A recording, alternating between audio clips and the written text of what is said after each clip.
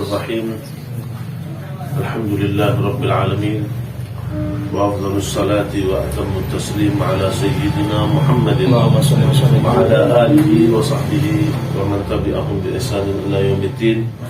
Subhanaka la ilma lana illa ma 'allamtana innaka antal alimul hakim. Rabbi shrah li sadri wa yassir li amri wahlul 'uqdatam min lisani yafqahu qawli. Amin amin ya rabbal alamin. Wa ba'd. قال المؤلف الحبيب علوي بن أحمد بن حسن بن عبد الله بن علوي الحداد نفعنا الله به وبعلومه في الدارين آمين، إلى أن قال: قلت: والتدريس في العلوم النافئة هو من الذكر، والاجتماع عليه الاجتماع على الذكر، ويزيد على الذكر بأشياء كثيرة يطول حصرها.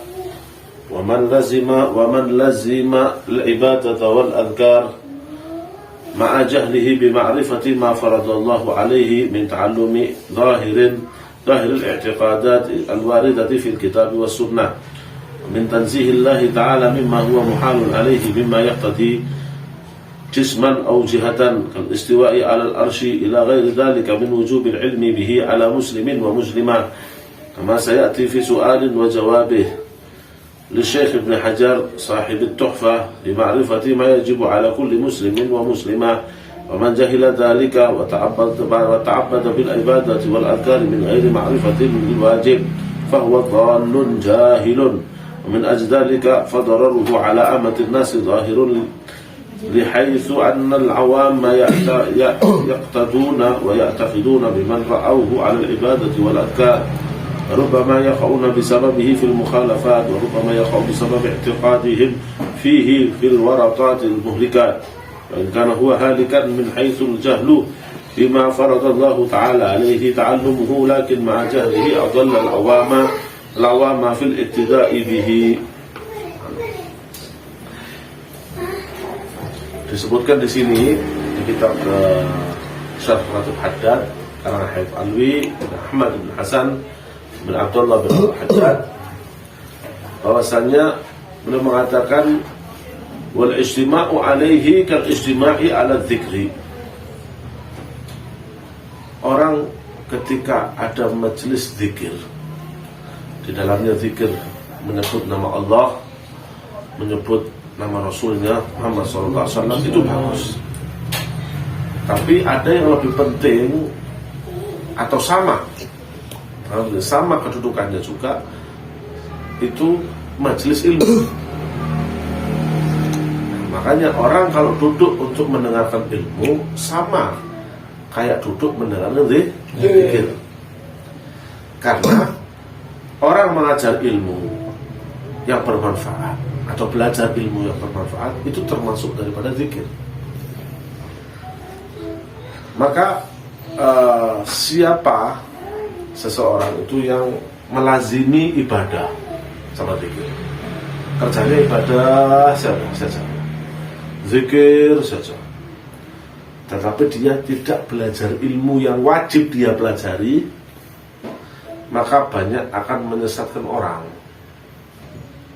Loh, kok bisa menyesatkan orang? Iya, karena orang kalau misalnya orang awam yang tidak arti apa-apa, yang tidak ngerti bab ibadah, tidak pernah ibadah, tidak pernah zikir, itu kan mesti ikuti orang yang baik-baik. Kalau memang dia itu orang awam yang dasarnya memang baik, orang tak baik, tapi dia mengikut, maka pasti dia akan mengikuti orang baik-baik. Dilihat ada orang sholat, orang ibadah, masya Allah, ibadahnya bagus, zikirnya bagus, kan niru kan. Nah, tapi kalau dia misalnya yang ahli ibadah, ahli zikir ini tidak ngerti ilmu yang wajib dia pelajari, maka orang awam akan meniru dia. Kadang mungkin nanti satu saat dia terperosok ke dalam kesalahan yang dia tidak tahu kalau itu salah, nanti awam ikuti dia. Orang nanti dapat ini orang ahli ibadah, masya Allah, ahli ke masjid, ahli zikir, ahli tirakat, tapi tidak belajar ilmu, tidak ngerti apa itu fardu-fardunya wudu, bagaimana wudhu yang sah, bagaimana sholat yang sah, bagaimana tayamum yang sah, bagaimana puasa yang sah. Dia akan tidak pelajari itu semua. Ya, maka Ketika ada orang mengatakan Allah ini orang ahli masjid, tapi tidak ngerti, suatu saat dia sholatnya keliru. Sholatnya keliru, hanya diikuti oleh orang awam. Iya kan? Contoh kecil. Kadang orang rajin ke masjid, sholat waktu di masjid, bagus kan? Tapi dia tidak ngerti bahwasanya orang itu kalau sujud, kaki belakangnya itu harus angkat ini, harus begini, tidak boleh begini, ya harus begini. Nah, ketika dia kalau dia kan itu kalau belajar ngerti. Berapa banyak orang ahli masjid kita lihat sendiri dalam kepala, kalau sujud kakinya masih gini. Menurut Imam Syafi'i, kakinya masih gini. Ya. Karena Nabi Muhammad SAW bersabda, "Umirtu an asjuda ala sab'ati a'dhum." Saya diperintahkan oleh Allah Subhanahu wa Ta'ala untuk sujud dan meletakkan 7 anggota tubuh. Pertama apa? Adalah al-jabhah. Makanya orang-orang misalnya sujud kofianya begini, tidak sah. Gitu? Pertama, dahi. Kedua, ini 1, kedua tangan kanan, ketiga tangan kiri. Ini harus sah. Kalau orang misalnya sujud kepada sesuatu yang dia bawa atau kerahnya, misalnya lengannya panjang gini, terus dia sujud tangannya tidak ikut, tidak boleh. Nah, tangannya begini, ya. Kemudian apalagi dengkul, lutut, lutut, 2 lutut. Kalau lutut dia harus pakai halas, kalau bisa masuk aurat ya. Kemudian berapa? 1, 2, 3, 4, 5. Ya, itu dan yang 6, 7 itu 2 kaki terus gini. Nah, yang terpenting, mohon maaf tadi, yang terpenting itu ini, yang itu tidak boleh. Wa Allah sudah ala syai'in yataharraku bi harakatihi. Makanya gini. Afwan, kalau pakai kaos tangan tidak apa-apa. Yang penting dahi tidak boleh. Itu satu. Tapi kalau tangan bisa dia pakai kaos tangan, tidak apa-apa. Ya, karena ada keliruan sedikit. Nah, kemudian, itu kan harus diketahui, harus belajari. Nah, kalau dia langsung masjid nggak belajar fikih, akhirnya sujud kakinya gini. Ada orang awam lihat, oh, ada satu negor, Pak sama susu tuh, aku alim masya Allah, nama terus, sikilnya ini nggak apa-apa. Sikilnya begini nggak apa-apa, hanya ikuti. Ya kelakuan. Sekarang banyak orang, jangankan orang yang ahli ibadah, ahli zikir, orang yang sesat aja banyak yang ikuti. Iya. Nah, jadi inilah pentingnya ilmu, orang belajar ilmu. Tidak bisa orang belajar ilmu tanpa zikir dan ibadah. Karena percuma, buat apa dia belajar? Iya. Ya. Ada orang ahli zikir, ahli ilmu, ahli ibadah tapi tidak pakai ilmu juga tidak bisa. Kadang-kadang ibadahnya kalah karena tidak berdasari ilmu. Nah, dan apa saja ilmu-ilmu yang wajib dipelajari bagi setiap muslim. Pertama, akidah-akidah yang wajib atau keyakinan-keyakinan yang wajib yang sudah itu Al-Imam Hasyim Asy'ari, Kiai Haji Hasyim Asy'ari itu sudah menunjukkan ada kitab, sudah meluluskan akidah Ahlussunnah wal Jamaah dikumpulkan dalam satu kitab. Apa contohnya akidah yang wajib? Kita pelajari sifat wajibnya Allah, sifat jaiznya Allah, sifat mustahilnya Allah, ya, sifat jaiznya, wajibnya para anbiya, sifat wajib, sifat jaiznya para anbiya, sifat mustahilnya para anbiya. Ada akidah-akidah yang wajib dipelajari. Misalnya Allah itu satu, Allah wujud, qidam, baqa, mukhalafatul hawadits, qiyamuhu bi nafsihi, wahdaniyah, qudrah, iradah sampai akhir. Itu harus tahu, maknanya satu-satu harus tahu. Kemudian tentang para nabi itu sifat-sifatnya apa? Ada siddiq, tabligh, fatonah, siddiq, fatonah, tabligh, amanah, ya. Itu sifat-sifat wajib para anbiya, itu harus tahu, wajib tahu. Ya, kemudian yang kedua adalah ibadah-ibadah yang wajib yang ada di rukun Islam. Salat, puasa, zakat, haji, itu harus tahu ilmunya. Nah, contoh kecil, kalau misalnya di Mekah kemarin pernah saya lihat, orang kalau haji itu kan kalau ketika sudah ihram dia tak boleh pakai menutup kepala. Kalau pakai menutup kepala nanti kena dam. Saya pernah lihat ada jamaah umroh, ya pakai ihram, Tapi pakai kopi Pak Haji Putih. Ya apa? Kan nggak tahu, orang nggak tahu. Karena itu, ibadahnya bagus, cuma dari dasar ilmu. Jadi tidak ada gunanya dia beribadah. Ya, sama-sama tidak ada gunanya. Kalau orang belajar ilmu tanpa ibadah dan zikir, dia buat apa belajar ilmu? Ada fungsinya itu buat apa ini? Buat punya antok. Sama kayak punya mobil tidak dipakai, punya HP tidak pernah dinyalakan. Ya. Kalau orang ibadah zikir tanpa ilmu, ya tidak ada manfaatnya ibadah zikirnya. Kenapa? Karena kalau kesalahan dia tidak sah. Jadi bagaimana? Bahkan dua sayap yang harus digunakan dua-duanya. Orang itu harus belajar ilmu, harus mengerti bahasa, harus terus belajar, harus menimba ilmu. Ya, misalnya ada permasalahan yang dia tidak paham, tanya sama yang mampu, yang paham, yang ngerti. Dalam Al-Quran, selalu ahla dzikri in kuntum la ta'lamun. Nah, tanyalah kepada orang yang tahu kalau kalian tidak tahu. Tanyalah kepada orang yang mengerti, kalian tidak ngerti. Jangan memutuskan sesuatu dalam kehidupan ini, apalagi dalam hukum syariat, ya, yang seenaknya sendiri, hasil pikiran nggak boleh, harus ada nasnya. Ya, itu yang kedua, ibadah-ibadah yang wajib. Kemudian yang ketiga, al-muamalatul wajibat. Kalau kita mau berjual beli harus tahu hukumnya. Ya. Misalnya jual beli, orang mau dagang, kamu punya toko ya, kamu harus tahu hukum-hukum perdagangan secara syariat. Bagaimana akad yang sah, bagaimana akad yang tidak sah, apakah akadnya kemasukan riba atau tidak. Nah, memasukkan riba itu harus sendiri, harus belajar. Tidak boleh. Nah, makanya fungsinya dalam majelis taklim itu, nah, itu. Makanya kita di sini setiap Ahad malam kita gabungkan dua ini, kita zikir, baca khotib, kita belajar ilmu. Nah, saya dapat dua-duanya. Nah. Kemudian yang terakhir adalah al-manhiyat. Yang dilarang sama Allah itu harus tahu kamu. Ya. Selain yang diperintahkan harus tahu, yang dilarang harus tahu. Apa contohnya? Contoh yang orang banyak sekarang terjadi itu apa? Nabi Muhammad SAW bersabda, madrul ghani zulmun.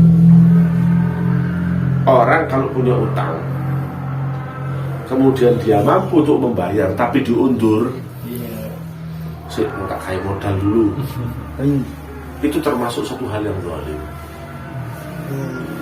Itu dilarang misalnya. Tapi orang sekarang gampang loh kan. Orang kalau punya utang, ya ini saya pesan kepada semua para hadirin dan pemirsa. Orang kalau mempunyai utang,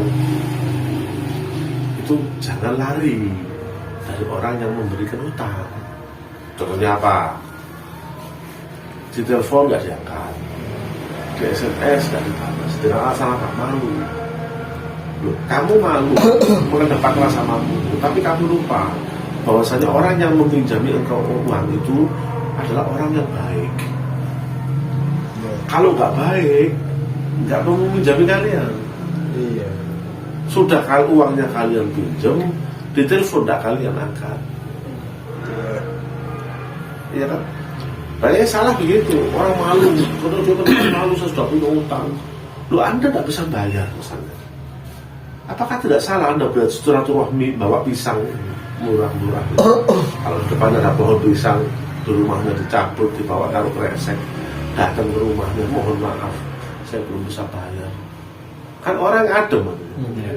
Orang yang engkau, ya, kalau misalnya engkau lari dari orang yang engkau hutangi, yang kamu ambil, yang kamu hutangi, yang kamu berhutang kepadanya, maka engkau sakiti dia dua kali. Kau ambil uangnya, kemudian kau ganggu dia. Kamu ganggu dia, kamu apa namanya? Kamu sakiti dia. Kan dia tenang kemana itu kalau diangkat. Jadinya marah nanti. Coba kita baik-baik, ngapunten, saya ini apa namanya punya hutang, masa belum. Tapi yang jujur ya, jangan bohong ya. Jangan punya terus bilang nggak punya. Yang penting jujur dengan hati yang ikhlas, dengan hati yang penuh rahmat, minta tolong sama Allah, ya Allah, berikan hatinya orang ini supaya memaafkan saya. Wah, orang itu kalau orang memang dasarnya baik, insya Allah akan memaklumi. Kalau saya pribadi, saya pernah banyak punya hutang sama orang, cuman ya saya telepon karena saya datang ke rumahnya, saya bawa sesuatu, saya udah makan ke sini, tak telepon sama dia, saya lagi masak enak, mari ke sini. Nah, kamu kalau di posisi harta utangmu misalnya ratusan juta kan enak, orang ini tidak putus kontak sama saya, nggak mungkin lari dari saya. Nah, minimal kamu tidak bisa membalas apa-apa kecuali kamu dengan saling mengumumkan. Jangan gara-gara hutang pisah. Ini yang kami tidak, yang disayangkan pada zaman sekarang. Ya. Yang disayangkan zaman sekarang seperti itu. Jadi kalau engkau punya hutang sama orang, eratlah silaturahmimu dengan dia. Kenapa? Karena dia baik dengan kamu. Walaupun kamu suruh bayar. Betul kan? Nah, iya. Kok dia baik dengan kamu balas dengan seperti itu. Dan banyak pertengkaran masalah hutang gara-gara masalah ini. Jadi perlu diberubah mindset kita. Yang namanya manusia itu kadang-kadang tidak lepas dari hutang.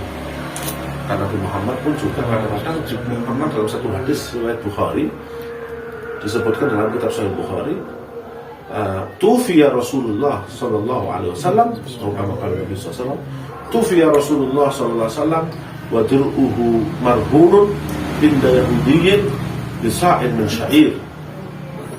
Nabi Muhammad SAW itu pernah pinjam sama orang Yahudi satu sok ya gandum untuk makan, satu sok gandum untuk makan.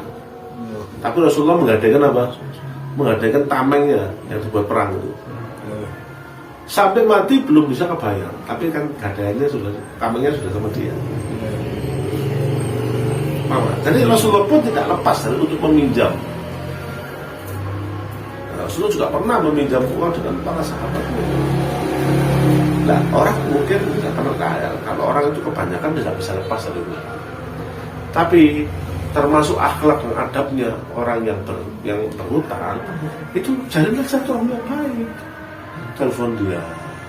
Saya kan nggak aja tuh. Padahal utangnya saya pernah utang sama orang ratusan juta. Ya. Tapi orang itu telepon, saya masak enak, mari kesini. Kan enak kok jadinya. Atau seneng makan dia seneng, dia lupa. Dia lebih menikmati keharmonisan persahabatan daripada kehilangan uang. Dan nanti mungkin nanti jadi ikhlasnya dia harus kalau kayak gini. Kalau utangnya mungkin 5 juta, 10 pengen harus apa kayak gitu kan. Barangkali seperti itu kan, tapi jangan diharap gitu. Mampu bayar gitu. Ya intinya begitu. Intinya seorang itu ketika berhutang maka dia harus berakhlak baik dengan yang menghutangi. Kenapa? Karena orang yang menghutangi kita itu orang yang baik. Dengan catatan bukan rentenir. Yang saya katakan ini saudara, teman ya. Rentenir lain lagi berbahasa. Ya, itu perlu pembahasan khusus. Nah, kemudian kita baik, kita hubungan dengan Tuhan. Kalau kita mampu, kita bayar. Maka orang itu akan senang minimal, ini saya hutangin duit tapi dia berakhlak sama saya, tapi dia sering hubungan sama saya, dia tidak takut lari. Tapi ini yang salah sampai sekarang gitu. Dulunya akrab, urusan utang, akhirnya tengkar, pisah, enggak sapa-sapaan. Kenapa? Karena dia tidak punya mindset, tidak punya pikiran orang yang menghutangi saya ini baik dengan saya. Itu harus dibina. Harus dipindah. Kalau perlu ada rezeki masakan lebih, kita antar ya masak. Kita undang orang, kita ada salah. Kita perlu ada orang mati, kita hadirin. Nah, itu yang perlu disebarkan ke semua orang. Jangan ditelepon nggak dijawab, di SMS aja takut malu, takut tak bisa bayar, takut itu. Kenapa? Ya, itu termasuk kan sesuatu yang dilarang. Orang menunda membayar utang itu kan, sedangkan dia mampu untuk membayar. Ya. Mampu tuh membayar, itu termasuk zalim dan tak boleh dilarang. Nah, itu kalau tidak dipelajari kan nggak tahu. Orang banyak melakukan tak tahu kalau itu dilarang sama syariat. Nah, itulah ilmu yang dapat yang wajib dibelah. Ya mudah-mudahan kita terus ditambah ilmunya Allah sampai kita menghadap Tuhan. Amin. Amin. Bismillahirrahmanirrahim.